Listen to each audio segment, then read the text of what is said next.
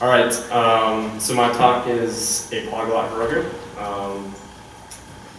and I'm Terrance Lee. I am the senior Ruby engineer at Heroku. That just basically means I run the Ruby experience on Heroku, so when you push an app up that is Ruby related, basically the whole process, your whole experience that is related to Ruby is related to me, making sure things like Rails works properly on Heroku is my job. You can find me on Twitter at hone02, github.com/hone, or email me at terrance@heroku.com. So one of the first things that I want to talk about is last year we announced a new stack in beta called Cedar, and it brought a lot of major changes over Bamboo. It added a lot more flexibility to the platform. And one of the major things it did was provided a new way to specify process types. So before in Bamboo, you were limited to this dyno worker model. So you could run a worker that basically ran the rate task jobs work. And so if you wanted to get something like rescue working, you had to essentially create an alias in your rate file that mapped to this. And then for your web process, you're limited to running the thin server that we ran for you. On Cedar, you can actually specify all the different process types you want. So you essentially just list the process type name, colon, and then the command that actually gets run. So in this example, we have a simple mongrel server, and so you just bundle exec Rails server mongrel, and then we pass a port in the global mvar, or the global variable port, so that works. And then you can see us specifying rescue workers, like different ones, and then you can have like a cron process, like a clock process here. And you can imagine specifying multiple different kind of process types fairly easily. Before, we also had some pretty terrible logging. One of the big complaints a few years ago was, like, how do I get my logs? Like, it only displays the last like 100 lines or so. So one of the things we did, especially with the new process types, is you need a good way to aggregate all your logs together. So we implement a new logging system that is now enabled on every app, and you can actually tell your logs by passing the -- tail, and you'll see the logs just stream through. So we treat logs as streams, and you can also use -- ps to specify specific process types that you want to see. So if you want to only see your web workers, you can pass in -- ps web, or your worker, whatever you name them. And you can also limit it to a specific instance of it, so like web.1 as well. And also in Bamboo, we had special hooks in place to run the different commands you need to do. So in most Rails apps, you needed to rate db migrate. So there's actually a typo there. But so you run Heroku rate db migrate to migrate your database, which was a special hook that we had to implement for you to do that. And then to run like a console was actually a big hack in Bamboo. There was a middleware that was inserted into your app at compile time, and it allowed, when you're running Heroku console from the command line, it would pass HTTP requests to your dyno at runtime and actually query the dyno like live, so you could actually change like environments and other things on a running process, which was bad.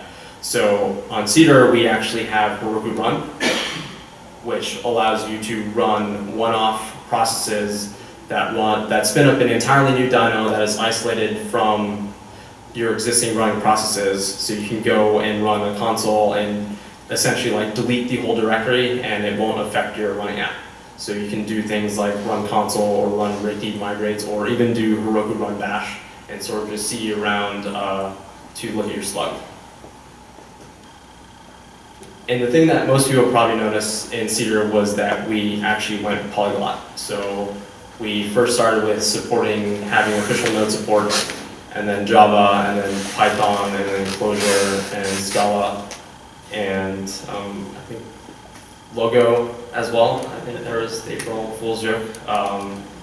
And a lot of people think that by essentially fragmenting supporting all these other languages that it's actually been detrimental to the root community, but there's been a lot of work to actually improve the platform as a whole by doing this. And one of the things that has come out of that is the creation of Billpacks. So a Billpack is a language-specific component of the whole build process. And before we had this we have this thing called slug compiler. And when you build a Heroku app, it generates this read-only slug that gets deployed. It gets pushed up to S3, and then when your dyno boots up, we pull that slug down and boot it up, and it contains all the assets and dependencies that you need to actually run that application. And back in the old Bamboo and Aspen days, the Ruby code was integrated within slug compiler and intermingled.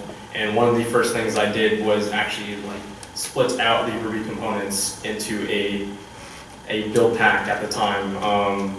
And then by enabling us to do that, it was easy to support things like Java and other languages.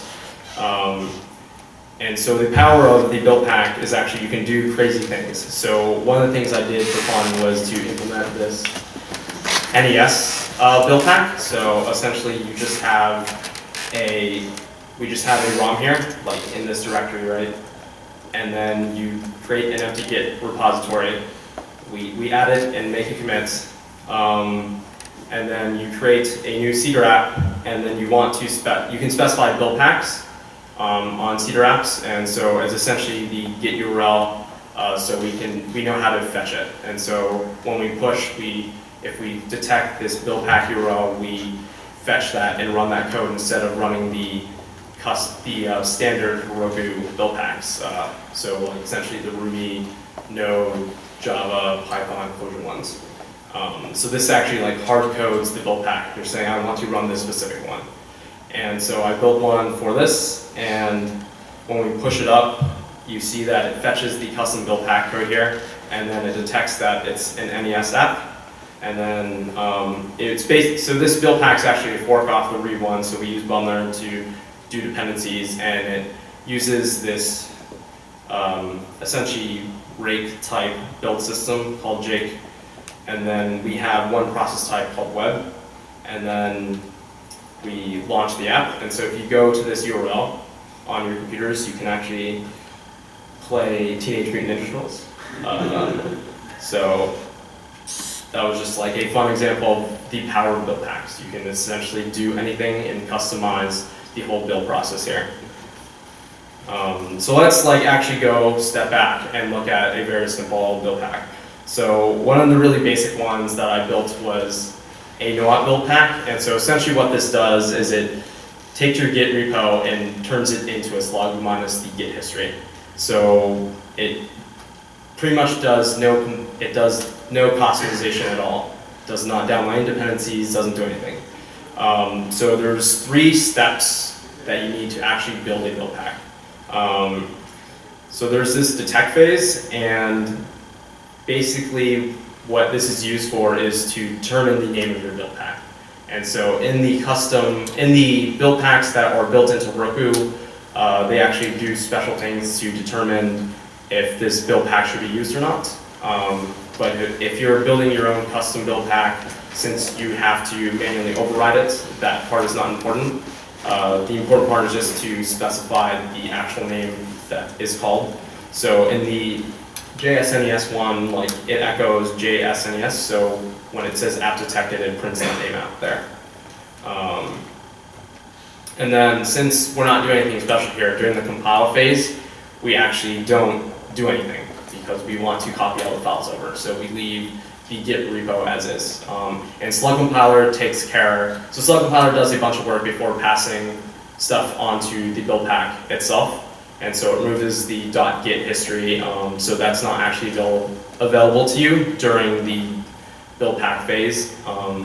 So in this Billpack, we don't want to do anything, we just want all the files. And then the last step is you have this release command, and basically you need to specify stuff that gets set up during the first push. So if you want any basic like add-ons that get added by default, so before Bamboo we would always add a shared database, and like setting any config bars up, like if you want to set path, gem home, things like that, and then default process types. So this is the process types that are associated with your proc file. So you can specify default process types here, so a user doesn't actually have to set up a proc file. So on our Ruby one, we have one for web. So by default, we boot up a web server if we detect that it's a Rails app, for instance. And so you essentially have these 3 commands inside a bin directory, and that's all you need to build any build pack on Heroku. So you just put this in a Git repo, and then you specify that as a build pack URL, and then you're good to go. So let's take a look at what we actually do for the Ruby build pack. So just like the basic detect here is we're running Ruby code, and to detect if it's a Ruby app, we actually just check if you have jump file in there. And so we require a bundler to determine if you're doing a Ruby app or not. This is so we can tell like if it's not a Node app or a Clojure app or something like that. And then for rack, we just detect if you have a config RU. And then for Rails 2, we check for the config environment RB file. And then in Rails 3, we actually read the application RB file and check that this constant is defined or is in that file. And so our compile phase in Ruby is a lot more complicated than the no-op. So if there's a custom Ruby, we install that, and then we set up the language pack environment, which is like setting up the path and things like that, and like your vendor bundle directory and making sure all those things are lined up. And then we need to install like language pack gems. So the only thing installed here is bundler. So we make sure that the version of bundler that is defined is actually installed in your slug, so then we can execute that version of bundler. And then we actually, after that, run bundler and install the dependencies there. So you have all the dependencies needed for your app. And then we create your database YAML file. So if you have a database, we actually create the config.database.yaml file, which is an IRB-based YAML file that reads the database URL in your environment. And then we install any binaries that are needed there. So this would be like installing like Node if like you have a Rails 3.1 app. So essentially, if you have exec.js in your gem file, we will automatically install Node in the Ruby build pack. So you don't have to set up things like the Ruby Racer. We ran into some serious issues with Rails 3.1 where the Ruby Racer would take up like 600 megabytes of memory. So we just sucked it up and installed Node. And then we check to see if you have the assets precompiled ready task defined, and we run it on all Ruby apps. So even if you're not running Rails 3.1 and you want to run a compile hook, you can define assets precompile and we will run it for you. So this is the compile phase for every single Ruby app, whether it's a Ruby rack or Rails app.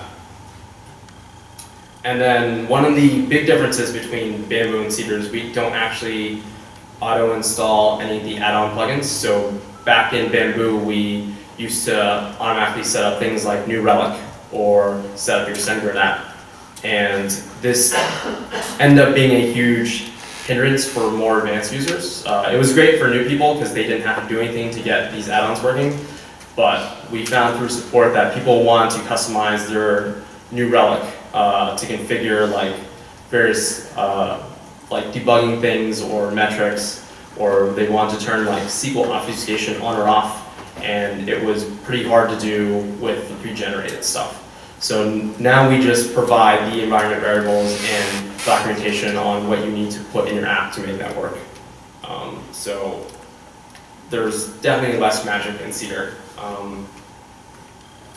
And then finally we have the release phase, and so since this is run in a separate process, we need to again set up the language pack environment, which is setting up the paths here to make sure the binary commands are there and available for us to use. So we have the right Ruby, we have bundler there, And then we set up the default add-ons, so if we detect that you are using a Rails app or you have the PG gem, we will automatically set up a shared database for you. And then the default config vars are setting up things like gem home and path, and making sure that those things are set up properly for you to use. And then we make like the bin directory in your app on your path as well. And then the default process types are depending on if you're running a Ruby rack Rails app. So for default Ruby app, we just set up, I believe, just console and rake. And then with Rails, we have web and worker, and then rack, I think, is just web along with rake and console. And so by moving to this language pack thing, it allowed us to do things like upgrade bundler much easier. So we actually have all the gems installed on an S3 bucket, and then we just untar it during the compile phase, during the install gems thing in the compile step from before. So in install language pack gems, we install bundler from the S3 repo. And so we can set up things like libYAML and bundler, and then essentially as long as we build those things inside our S3, we can just change the version number here. And it was much more complicated in Bamboo since we had to vendor it straight into the Git repo, which was really ugly. And so moving all this into separate things allowed us to easily do things like this. And so we've also, one of the big things that we've tried to do is recently is just like invest more in the community. And so I'm sure most of you heard we hired Max. And so he just works on Ruby, just released mRuby stuff recently. And not only did we hire Max, we hired Nobu as well, and I believe he has the most active commits now on Ruby core. So before he would just do this on his free time, but now he gets paid to do it full time. So just improving the Ruby language that we all know and love. And then we also hired Koichi. So he's probably most known for implementing Yarv and Ruby 1.9. So those three guys get paid to work on Ruby full time without having any sort of deliverables on our end. And then we also hired this guy, Richard, who's sitting in the front, and he's our Ruby evangelist. So before we actually went Polyglot, we had 0 people working on Ruby full time. So Richard and I actually work on Ruby full time. I work on Billpacks stuff, and Richard does evangelism now. And so we have 2 full-time hires that are working on Ruby stuff. So some of the stuff that we've actually contributed back is, I don't know if any of you guys saw the Bundler 1.1 release that came out, I think like 2 months ago. But there was a huge push on our end from Heroku. I spent a lot of time, both doing work and not at work, pairing with Yehuda and Andre, trying to get this out the door. So if we remember back in the Bundler 1.0 days, when we ran bundle install for like this very simple gem file, just like installing Sinatra, we would run, you can simply run bundle and then specify the version, and you get this fetching source index, and you would wait, and you would wait some more, and basically you would wait a really, really long time, and it would finish. So like installing one gem took about 18 seconds. That's pretty ridiculous. And so when we implemented, when I got pulled into the project, one of the things we really wanted to do was to make this faster. So we worked with the Ruby Gems guys to implement the API endpoints. And with Bundler 1.0, you can fetch from the API endpoints, and it actually only takes about 3 seconds to install this gem, which is a significant improvement from Bundler 1.0. And we're actually not stopping at 1.1, so over the past month we've been working on Bundler 1.2, and so if you guys have been following, like one of the huge features that I've been asked for has been being able, as a gem developer, being able to work with local, like Git gems that you work with locally, and having it, since you're developing the gem as well as developing your Rails app, you want a good way to be able to path that gem as well as like make sure when you deploy that the changes you're pushing up, like all the other developers or on production are also getting. So Jose has done some good work on implementing that feature, and you guys should try it out when we release this later this week. But the other big feature that we've been pushing at Heroku has been multi-version Ruby support. So I know a lot of you guys have been asking, when can I get Ruby 193 on Heroku? Like, when will it actually be supported? So hopefully this week, we will actually have support for Ruby 193. And one of the features that I've been working with Yehuda on has been implementing this Ruby version DSL inside the gem file. And so basically you define Ruby version and then the version you want, and then it also takes an optional parameter of the engine and engine version. So this is supported inside Bundler, but I do not have that working yet on Heroku, but probably pretty soon. And so it's not hard to see that you can have things like JRuby and Rubydians pretty easily supported. So I have a Billpacks branch right now. If you have this gem file, and then you push it up to Heroku, it will pick it up and install it, and then you will get a working version of Ruby 193 out of the box. And I'll probably push this to production later this week after we cut our release of Bundler 1.2 free. So that's probably big news. So you guys can stop asking about Ruby 193 support. And then the other major project that I've been working on has been Rescue too. So a lot of people think Rescue is abandoned, and it's not. It's actually being actively maintained. Aaron has been helping me a lot with this. And one of the things we've been working on has been implementing new queue and multi-queue classes, and also getting support for both threaded and forked consumers. So a lot of people complain that Rescue uses too much memory. So hopefully with the thread consumers, you can, for heavy I/O type jobs, you can thread instead of forking. And so we'll support both paths. So for instance, you have this queue class. So Rescue will implements this queue class, and you just need to instantiate this inside of your Rails app or whatever. And so you pass it the name of your queue, the Redis connection itself, and then the type of encoding object. So by default in Rescue 1, it uses JSON. So we abstracted this out, so you can actually just use like Marshall or message pack. So we had a pull request for supporting message pack, but due to backwards compatibility, we can't turn it on by default. So something you can do is you can implement this simple coder class, and all it needs to do is implement these two methods, encode and decode, and as long as they encode the object and decode the object, they get called automatically by the queue. And so you can imagine for supporting something like message pack, it'd be pretty simple to implement a message pack coder. And so this abstraction allows you to essentially use any type of encoding that you want, depending on how fast or how readable you want it to be. And then the other major methods that you want on your queue class are a push. So you need a way to store jobs on the queue. And so this will store it inside of Redis. And then a pop class. And it takes a single method to determine if you're blocking or not. So we will support a blocking pop. So in Rescue 1, you actually have, it polls during a threshold, so every 10 seconds or so it will pull for a new job.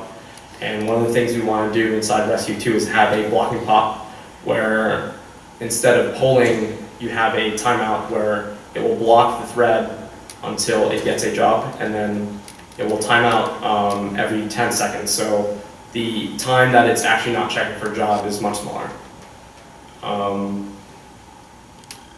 And so then we will have so when you do break queue star, we will have the multi-queue object with essentially an implementation of the queue object that contains multiple queues. And so you can block on multiple queues. So now you can implement the worker with a blocking pop on multiple queues to make it much faster. And then we're working on refactoring the worker to have a base class, so then we can easily implement threaded and forked consumers as well. So that's like the major work that I've been doing over the past year. And then these are links to all the Billpacks that I've talked about. But I wanted to keep this pretty short since it was the last session of the day, and open up sort of for any questions people had about Heroku or anything in general. Why are you so hard? That's a good question. Probably because I'm terrible at CSS.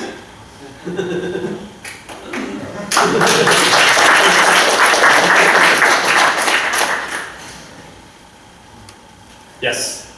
So which blocking pop operation are you using? Are you using like Billpacks? Yeah, just Billpacks. Oh, just Billpacks. Yeah, so Billpacks can take multiple queues. So for the multi-queue, you can use the same command, but just pass in a list of queues instead.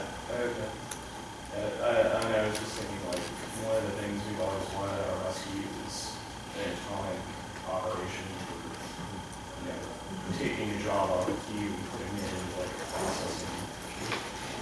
For like the old contract push, so you have to use jobs basically, and you don't have to use two databases, right?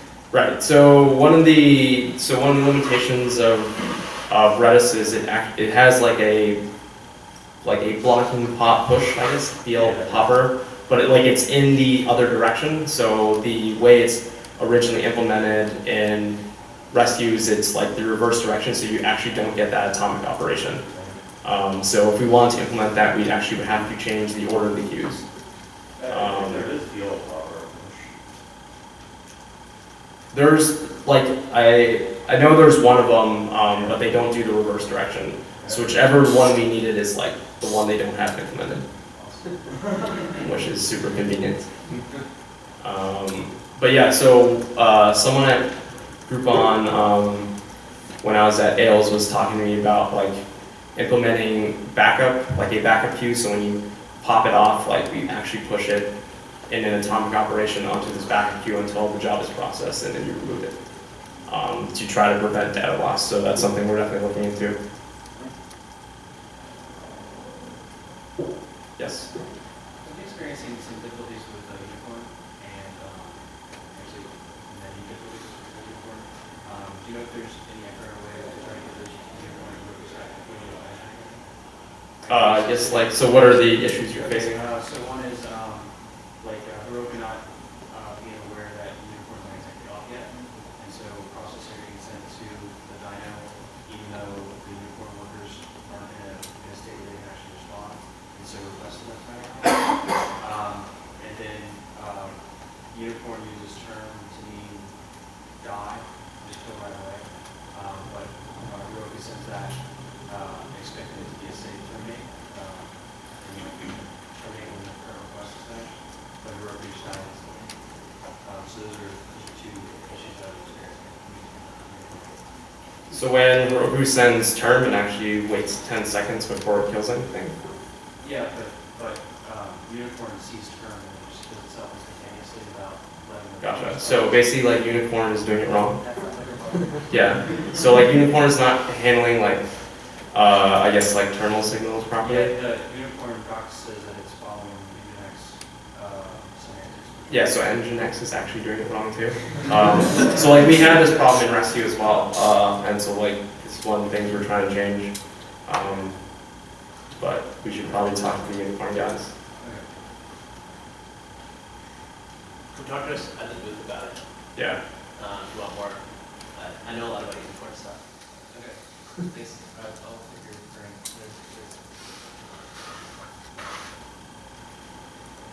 A little bit off, but can you explain how the actual dynamic routing works? So between the app, the instance of the app, and the proxy. I read about something it uses airline or maybe something else. Can you clarify?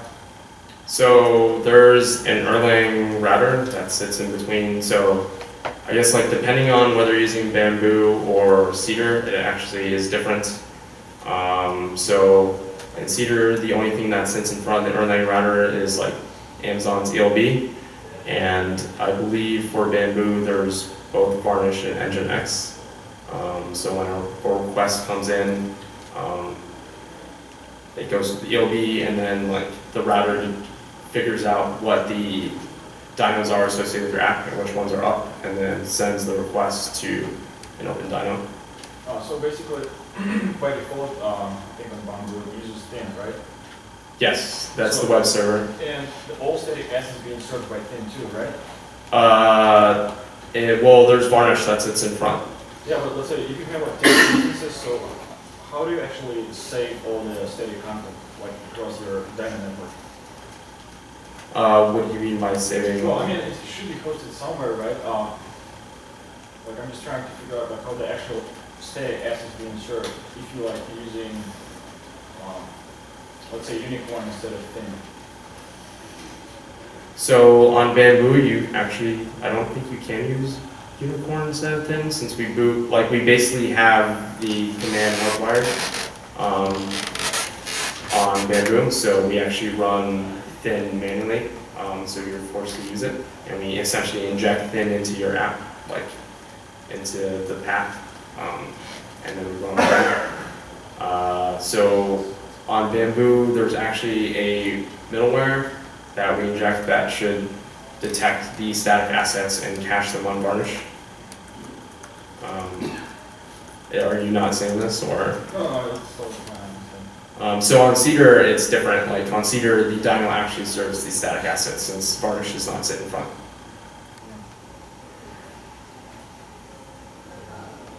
Does that answer your question? Or? Yeah. You can also use a CDN, Yeah. which essentially, like, you should just use Cloud1. It's like super easy.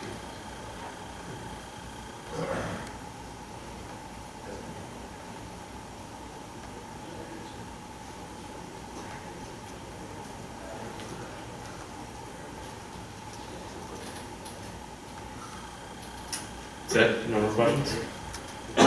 How does the fancy new SSL certificate stuff work? Where you connect it up to DN simple and it makes this crazy non-standard DNS entry? Like I have no idea how that works. It's not a part of the stuff I deal with. But JD actually can probably help you, I think. Hi. Well, it's a third-party thing, right? The DN symbol guys. I don't know what they're doing internally, but very roughly they. Because like you've got, it's like to replace your name-based SSL, right? Your host name-based SSL. It allows the alias record. Trying to talk loud enough, not yell at you. Alias records allow you to basically serve like your root domain but still using a CNAME record, which is what works best on Heroku, since your IP addresses may change on Heroku. And so basically like DN simple as well as Route 53 implement this thing to allow you to do that, and they take care of caching like the IP addresses for you. But they actually return A records when the query goes through on DNS. Right. Right, and then that, okay. Well, I'm asking questions. What, so you can do Git submodules, but can you do Git submodules that require authentication? Not at this time, no. Is there any way to like inject something into a build pack somehow? I don't know. Terrance, do you think it'd be possible to have Git pick up a private key with a build pack? It might be possible. I don't know. If you use your own build pack? I think that's all handled by Slug compiler, so probably, I guess in the build pack you'd have to like run git commands and potentially you can do it. Like if you injected like the key inside the build pack, potentially. But like the git information is not available to the build pack, so it'd probably be pretty hard to do. Right. I think the only way you can do it is with like https://username:/password@github.com. So you have to create a user account that has some password for your state. Feel okay with your gem file basically, or get some modules. The same kind of restriction we have on other git gems as well. The only way around that is use a private web server to go on with that. It's still a problem that we haven't really solved very well, like the private git/gem problem.